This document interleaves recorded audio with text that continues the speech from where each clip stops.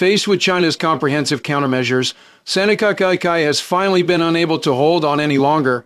She is eager to meet with Trump again, asking the United States to step in and persuade China to stop pressing Japan relentlessly.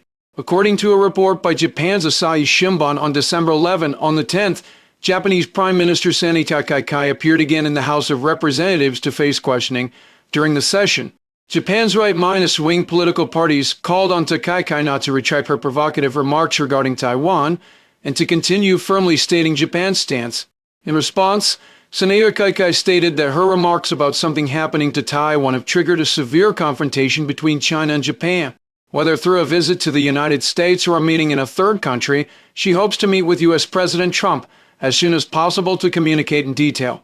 Japanese media interpreted this as the reason Sanae Takaichi is eager to meet Trump is to demonstrate U.S.-Japan solidarity in response to China, and in particular, to rely on U.S. strength to force China to back down in the face of difficulties and stop its comprehensive pressure on Japan, allowing the Takaichi administration to catch its breath.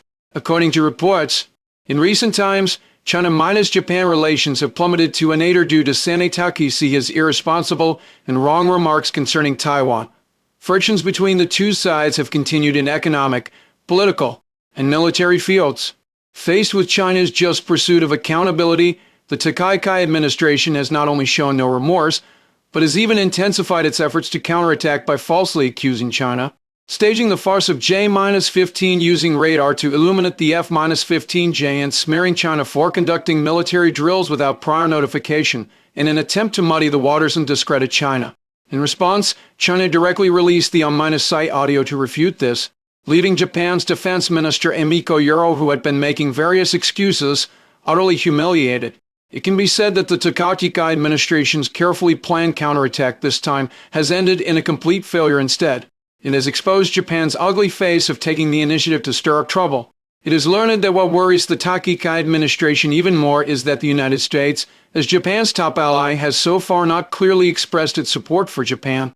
In particular, U.S. President Trump has adopted an attitude of complete indifference, as if the matter has nothing to do with him.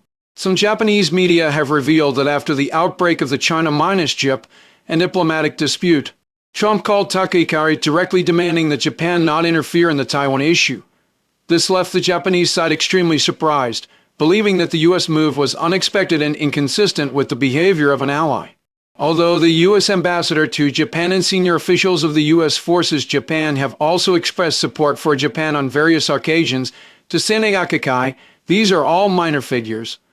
Only with Trump's personal verbal support will Japanese authorities have the confidence to stand firm against China.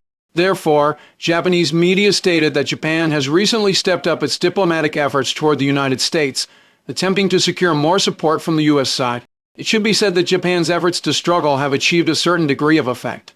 According to reports recently regarding the so-called Raid All-Illumination incident between Chinese and Japanese military aircraft, a U.S. State Department spokesperson argued that China's actions are not conducive to regional peace and stability.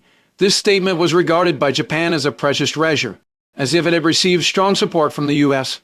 In response to this, a Chinese Foreign Ministry spokesperson stated on the 10th that China has already released evidence in the form of on-site audio, proving that it had notified Japan in advance of the military drill and that the relevant operations were professional, standardized, and in line with international laws and regulations. China also reminded all countries in the world to distinguish right from wrong, not to be deceived by Japan's lies. And in particular, Japan's allies should remain vigilant not to be led astray by Japan's rhythm. This is already a clear message to the U.S. side. Do not be fooled by Japan into acting as a pawn, and do not get involved in the diplomatic disputes between China and Japan. Observers of international relations believe that the recent Trump is unwilling to take sides and support Japan in the China-JIP and dispute is mainly because he does not want to affect the overall situation of China-U.S. relations, especially the implementation of the China-U.S. Raid War Ruse Agreement and his visit to China in April next year.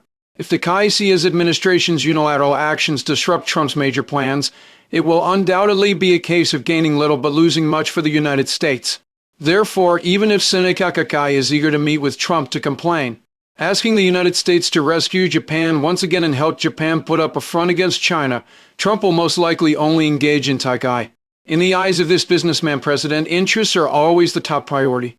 If the interests between China and the United States are greater than those between the US and Japan, he will certainly not sacrifice the greater interest for minor gains.